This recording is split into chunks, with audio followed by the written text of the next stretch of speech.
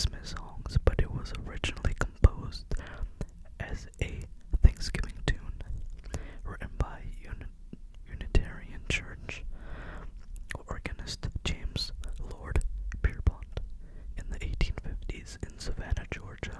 The song was first performed during a Thanksgiving concert at his church. That's pretty interesting. I wonder how different the song was. If it was a Thanksgiving song or if it was the same. I don't think it would have been exactly the same, but that's pretty interesting. The tradition of hanging stockings comes from a legend about marriage. Have you ever wondered why we hang up stockings, which are basically fancy socks during the holiday season, only to wake up on Christmas morning to find them filled with tiny gifts? According to the Smithsonian, one of the most popular legends about the tradition's origins is the tale of a poor widower who worried that he wouldn't be able to marry all of his 3 daughters because of his lack of wealth. Fortunately, the Smithsonian explains, St. Nicholas was wandering through the town where the man lived and heard villagers discussing that family's plight. He wanted to help, but he knew the man would refuse any kind of charity directly. Instead, one night, he slid down the chimney of the family's house and filled the girls' recently laundered stockings, which happened to be drying off by the fire, with gold coins, and then he disappeared. In the morning, the family found the gifts, and the daughters became eligible to wed. It was a Christmas miracle. What a story, honestly. That's pretty interesting. It ties into like a lot of what we know about Christmas, or what we relate to Christmas with Santa Claus and all that. So that's pretty cool. In Ukraine, spiders are considered symbols of good luck at Christmas. When you think about Christmas creatures, reindeer and polar bears probably jump to mind. But what about spiders? In Ukraine, families often had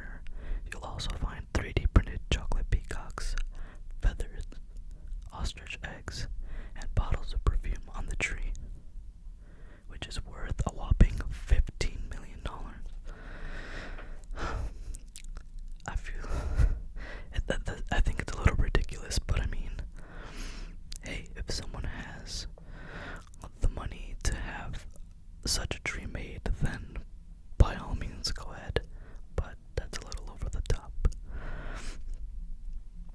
Either that or these companies had nothing better to do and they're like, hey, let's just put this together. I don't know how that works, but yeah.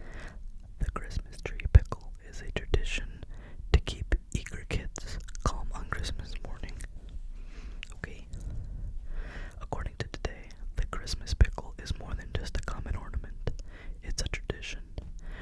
As the quirky tradition goes, the first child to find the glass pickle hidden in the tree on Christmas morning either wins a prize or the privilege of opening the first gift. The goal, to keep kids from rushing through the process of opening presents and instead take the time to enjoy each one. But why a pickle? Couldn't have been something else. That's a little weird. Rudolph the Red-Nosed Reindeer was originally created as an advertisement gimmick. I feel like a lot of the things that we relate to Christmas are just advertising gimmicks, like Santa Claus and Rudolph and just the music that was created in the 40s and 50s that we relate to Christmas. All of that is just, it was all just advertising, and it encourages people to go out and buy gifts and all that for Christmas. I mean, it's really nice, and that's why we see Christmas the way we do now. But if you look at it from a different perspective, it's just to benefit businesses, you know? Okay, let's keep on reading. Rudolph the Red-Nosed Reindeer has been a popular holiday character for some time now, and one that many recognize from the beloved 1964 TV movie of the same name. However, according to the Smithsonian Insider, Rudolph the Red-Nosed Reindeer first appeared in 1939 when Montgomery Ward, I remember Montgomery Ward, department store asked one of its copywriters, 34-year-old Robert L. May, to create a Christmas story the store could give away to shoppers as a promotional gimmick, and thus Rudolph was born, with Montgomery Ward distributing 2.4 million copies of the story in the first year of its publication. I remember Montgomery Ward. It closed when I was really young, maybe like 2 or 3. They went bankrupt, I believe, yeah. Eggnog dates back to medieval times. I don't like eggnog. It tastes really bad, but whatever. Eggnog is a signature beverage of the holiday season, and one that has a history of dating all the way back to medieval times, and a drink called posset, or posé, made with sweetened and spiced milk curdled with ale or wine, and served hot, according to Healthline. Monks in the 13th century enjoyed this mixture with the addition of eggs and figs. That just sounds like a weird concoction. I've tried eggnog and it's just terrible, in my opinion.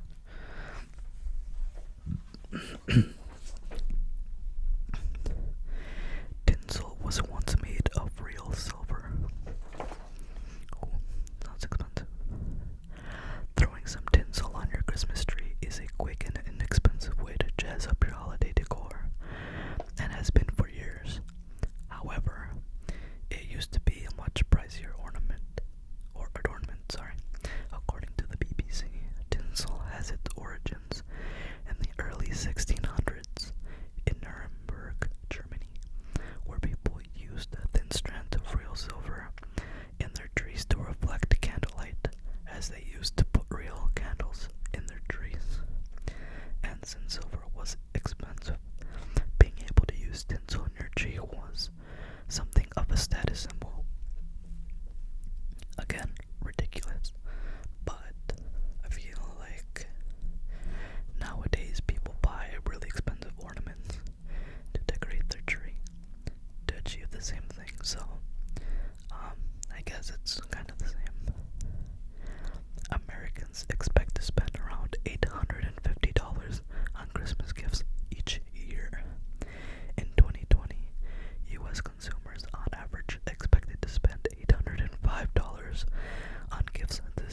season, according to Gallup poll. I can tell you now that I did not spend $850. Trust me. Well, if I don't know, I recently bought myself something, but I don't think I would consider it a Christmas gift to myself.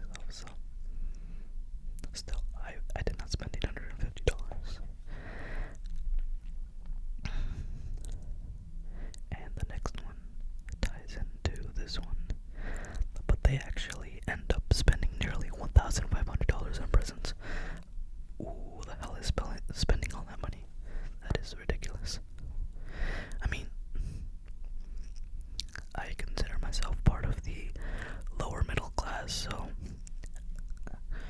I don't know, I still don't see people spending that much money. Despite intend to stick to a Christmas gift budget that's under $1,000, most Americans tend to go a little overboard. In an October 2019 study, Deloitte found that U.S. consumers spend around $1,496 during the giving season. I've never, at least in my family or just in general, I've never seen people spend that much money. At most, maybe $500, I think. It's ridiculous. Use that money for something, more important, more useful. The Statue of Liberty is the largest Christmas gift ever given. Standing over 150 feet tall, weighing 225 tons, the Statue of Liberty is an impressive figure. And since it was considered a holiday gift when it was given to the U.S. by France in 1886, it's officially the largest Christmas present in the world. That's a lot of wrapping paper and ribbon. Pretty funny. That's pretty interesting. But I don't think France really meant it that way.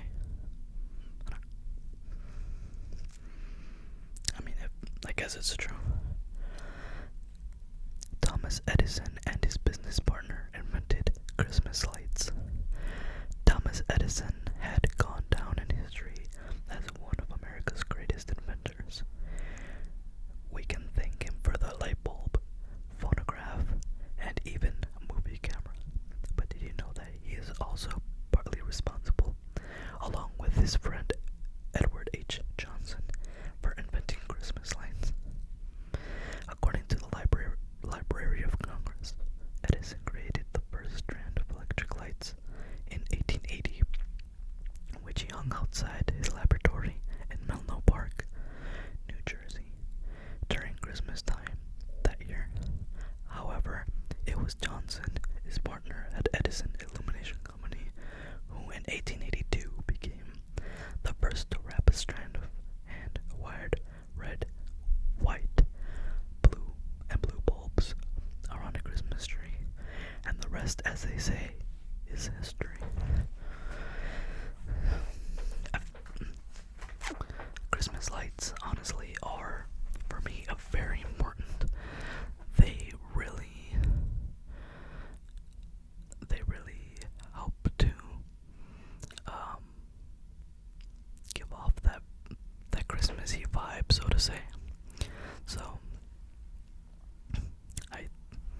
I really do appreciate that they invented Christmas lights. That's pretty cool. And to come from Edison himself, that's even better. The first tree at Rockefeller Center was an unadorned tree from construction workers. The first Christmas tree at Rockefeller Center in New York City went up in 1931. However, it was hardly a big spectacle as it is today. Instead, it was a 20-foot tree with no adornments that was set up by construction workers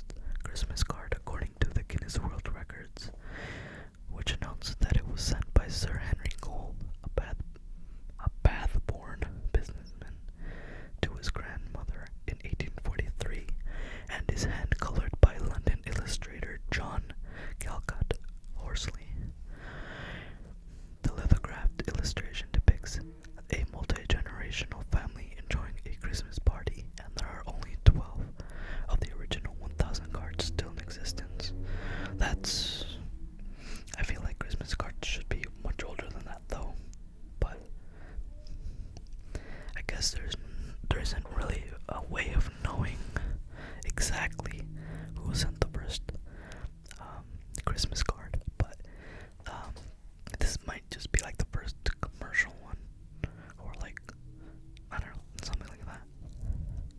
These days, over 1.5 billion Christmas cards are sent each year in the US. These days, around 1.6 billion people in the US still manage to send out the old-fashioned greetings each year, according to the data from Hallmark via The Atlantic. Millennials represent nearly 20% of the dollars spent on greeting cards, and their spending is growing faster than any other generation. Interesting. And the smallest Christmas card in the world is invisible to the human eye. Most Christmas cards are big enough for a seasonal illustration or photo, as well as space inside for a heartfelt message. But in 2010, nanotechnologists at the University of Glasgow created a teeny-tiny Christmas card that could fit into the surface of a postage stamp 8,276 times, or onto a regular-sized Christmas card around 500,000 times, which the card is invisible to the human eye. While the card is invisible to the human eye, Professor David Cumming discussed producing the microscopic greeting card with time, saying the process to manufacture the card only took 30 minutes, and it was very straightforward to produce, as the process is highly repeatable. The design of the card took far longer than the production. Pretty cool.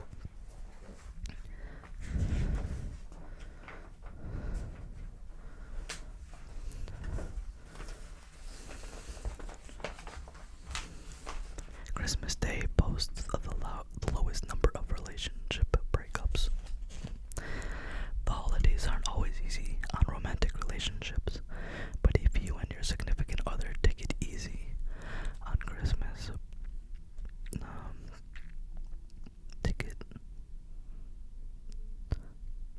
but if you and your significant other make it to Christmas Day, you can probably take the day off from worrying that you're going to break up. A 2010 study conducted by Facebook, this probably isn't reliable, found that December 25th had the fewest number of breakups. The weeks leading up to Christmas, on the other hand, yikes. And it's the most popular time of the year to propose. According to the Washington Post, the wedding experts and social media data indicate that Christmas Eve and Christmas Day are the two most popular days of the year to propose.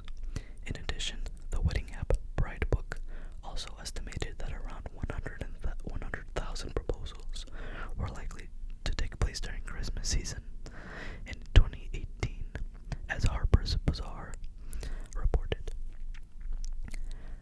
A record number of babies is conceived around Christmas. Studies have shown that September is the most popular time for babies to be born in the US.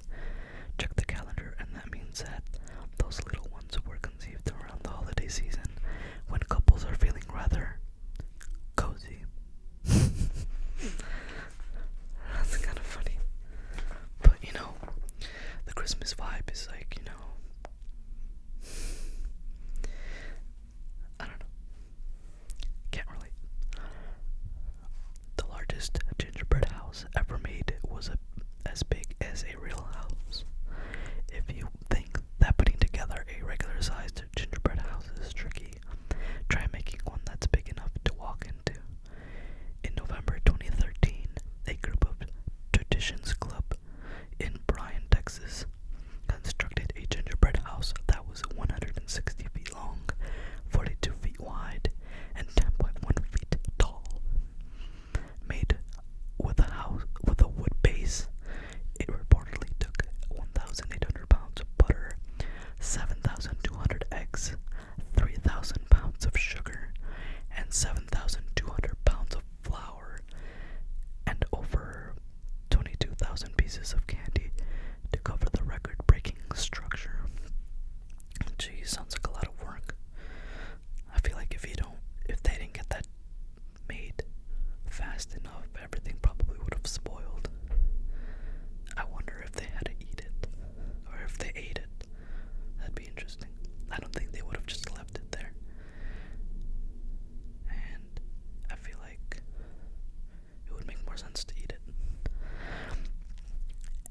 largest snowflake ornament ever was 10 feet tall.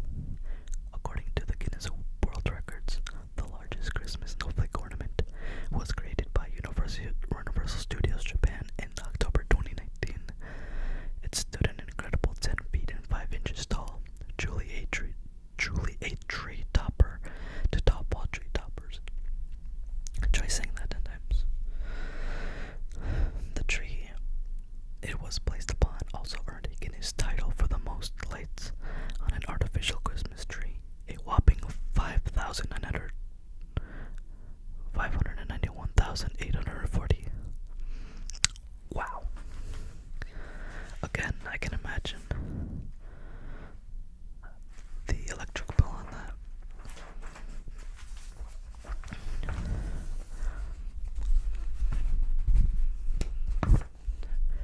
Americans spend nearly $2 billion on holiday treats every year. It used to be just candy canes and gingerbread, but these days the Christmas sweets industry is booming. It's candy cane ice cream, candy cane lattes, candy cane marshmallows. Christine Cuvelier,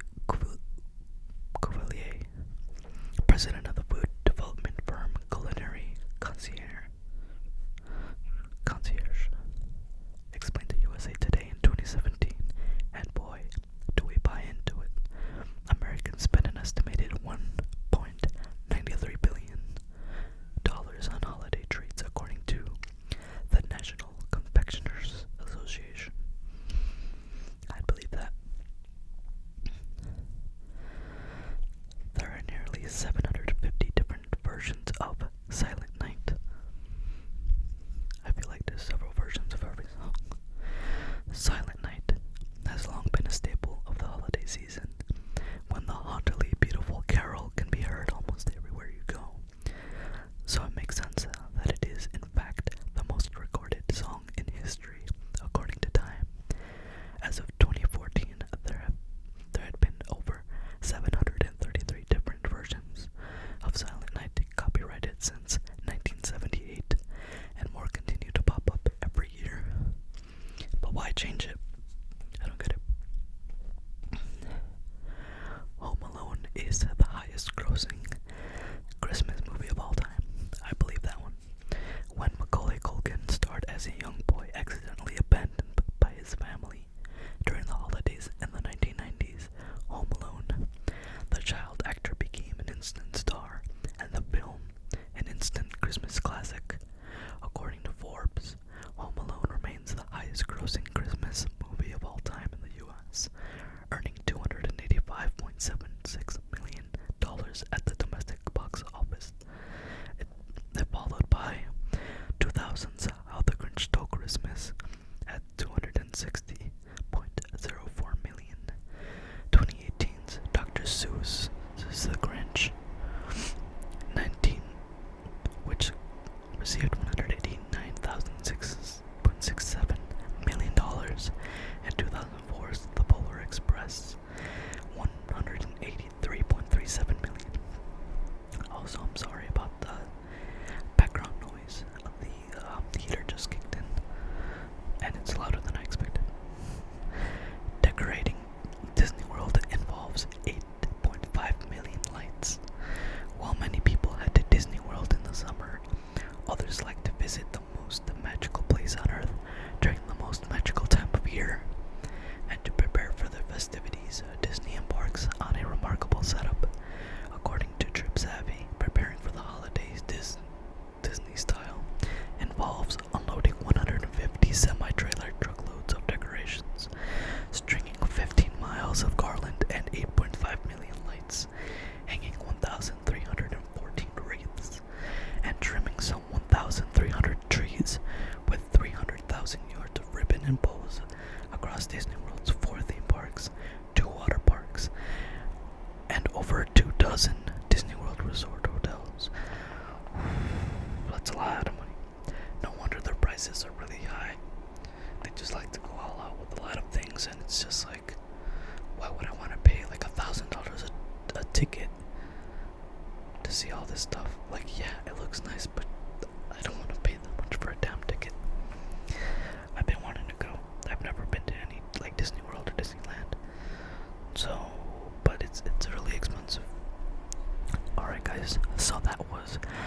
the last fact for Christmas.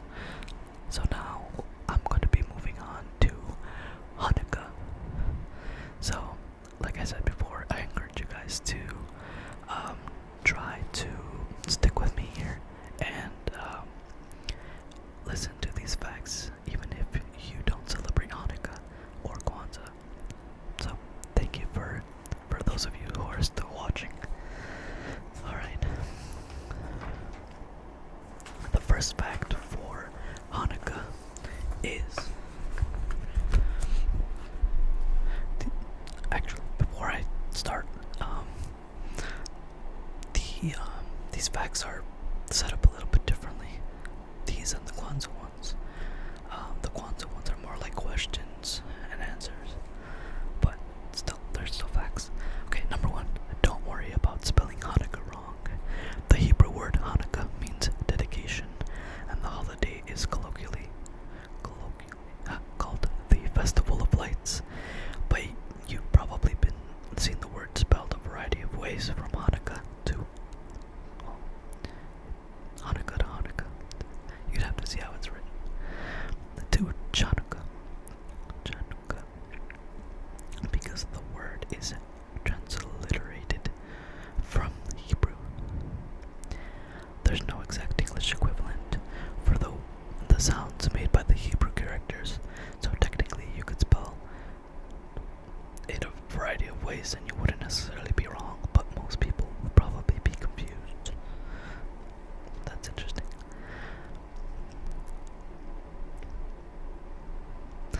I feel like I keep on saying I feel like I don't know what it's weird.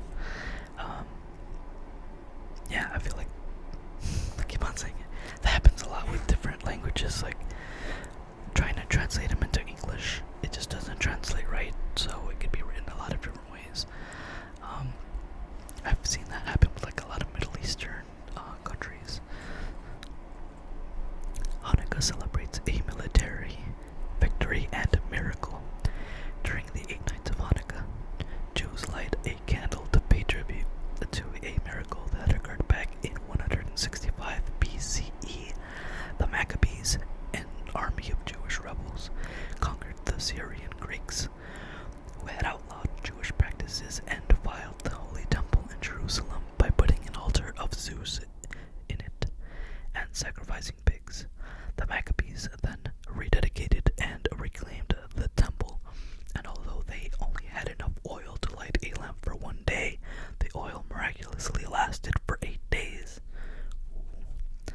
I actually don't know anything about Hanukkah, so learning about that is really, really interesting. Hanukkah is not the biggest Jewish holiday. The Torah makes no mention of Hanukkah, and the Jewish religion places much more importance on holidays such as Passover and Rosh Hashanah. Yeah, but because Hanukkah usually occurs in December, around Christmas time and winter break, when people of many religions are celebrating the season, Jews living in the United States in the early 20th century began placing more importance on the holiday. Today, Jews around the world, even in Israel, have followed suit, and Hanukkah is more important than it ever has been. Hanukkah food isn't necessarily the healthiest. I don't think any type of food is healthy when it comes to the holidays. I feel like that's when people just want to like go all out and celebrate and have food that'll probably kill them faster than any other food. So I think it's very, very normal. Hanukkah has its own set of customary foods. To celebrate the holiday, Jews fry foods in oil to acknowledge the miracle of the oil. They may chow down on latkes, potato pancakes, sufganiyot, jelly donuts, kugel, noodle or potato casserole, and gelt, chocolate coins. I've had chocolate coins.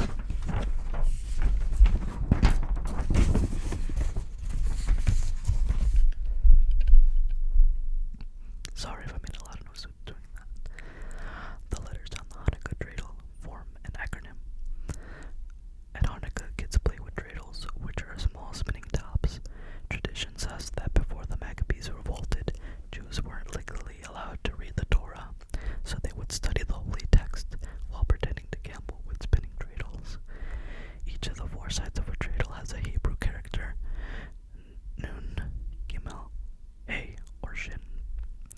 The four letters are said to stand for the Hebrew phase.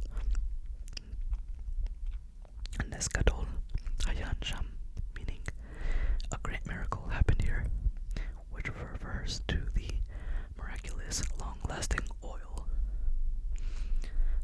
The dates of the Hanukkah change each year. Because the date is based on the Hebrew calendar, there's no set Gregorian date range for Hanukkah. While it always starts on the 25th day of the Hebrew month Kislev, that date can correspond to anywhere from late November to late December. This year, Hanukkah is fairly late, beginning on the evening of December 22nd and going to December 30th. Sometimes Hanukkah coincides with Thanksgiving. In 2013, Hanukkah overlapped with Thanksgiving, giving rise to countless Thanksgiving memes and jokes about cranberry-filled sufganiyot and sweet potato latkes. Sadly, the next Thanksgiving won't occur. The next Thanksgiving won't occur until 2070, when the first night of Hanukkah will coincide with a particularly late Thanksgiving dinner. I wonder how different that would be, like mixing Thanksgiving with Hanukkah. Would it be any different, or do they just do one or the other? I don't know. That's interesting. If we have any people that celebrate Hanukkah, please leave any stories or any other facts that you want to leave down below. I really want to know how you guys celebrate. Some Jews give money rather than gifts on Hanukkah. Traditionally, Jews celebrated Hanukkah by giving their kids and relatives gelt or money rather than wrapping gifts. Because holiday gift giving plays a big role for both Christians and secular people, many Jews now give and receive Hanukkah presents instead of money. To acknowledge tradition, though, most Jews give children gelt in the form of chocolate coins wrapped in gold or silver foil.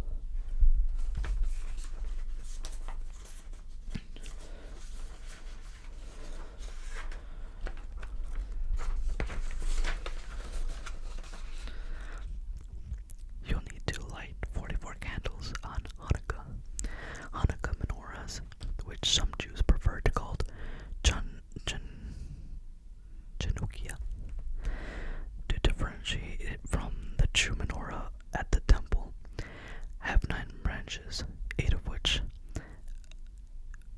8 for each night, plus a helper candle called the shamash that lights the others. Jews light the candles in the menorah from left to right, lighting a new candles for the previous days, and the helper candle each night. You'll need to use a whopping 44 candles to celebrate Hanukkah, since you light 2 candles the first night, 3 the second night, 4 the third night, and so on. It's interesting. I always thought that you could try to keep it on, but I don't think it would last all day. That makes sense, actually. And the last fact for Hanukkah is a big part of Hanukkah is lighting candles, but some Jews opt for a less conventional approach. Besides, buying candles is different in different colors and non-toxic varieties. There are also scented candles available for Hanukkah menorahs.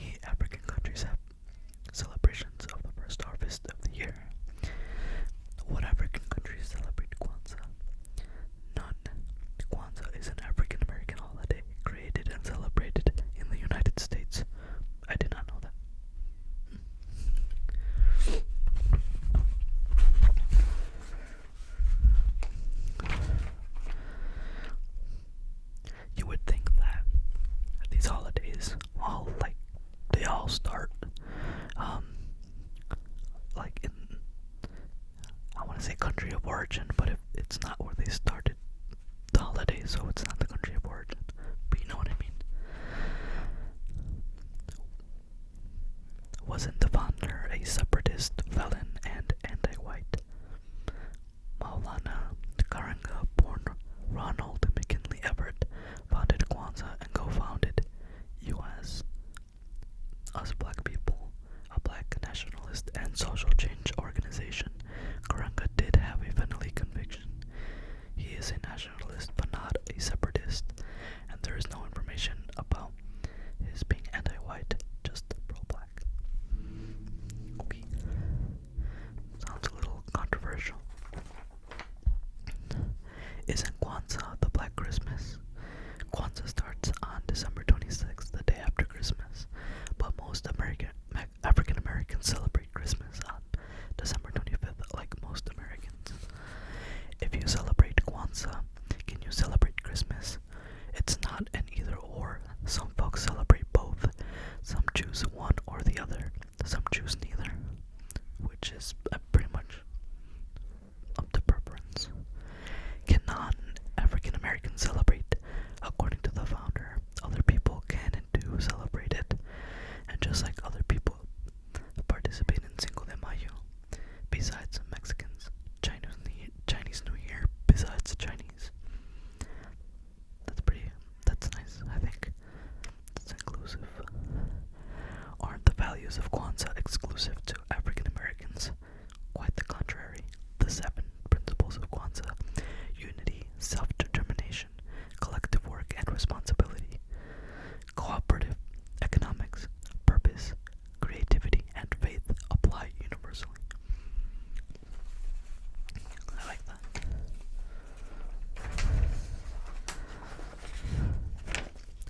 Doesn't Kwanzaa have the same number of candles and candle holders as Hanukkah? No, the candle holder in Kwanzaa is called a kinara and holds 7 candles. Hanukkah has a menorah, which holds 8 or 9 candles, depending on whether you count the shamash candle used to light the others. Don't you have to celebrate all 7 days? Like most multi-day holidays, folks celebrate when they can and on various levels. I have never celebrated all 7 days. Well, that's what the person that wrote this says. I think it's cool that there is a holiday, or there are holidays that don't push you to, celebrate it in full. Like, I feel like people that celebrate Hanukkah, I'm not completely sure, they kind of have to go through with the whole thing. Again, you're not being forced, but so it's more of a religious kind of holiday. People see it through all the way, but it seems like Kwanzaa is more like do what you can. You're not being like I don't want to say forced, but like, you know what I mean, like to follow through with all of the days that make up the holiday. And the last fact for tonight: isn't it a made-up holiday? Yes, it was created in 1966, but a lot of holidays are made up. What matters isn't the origin of the holiday, but the meaning we give to it. To the 18 million people who will celebrate this, the 46th year of Kwanzaa, I say Harambe. Let's all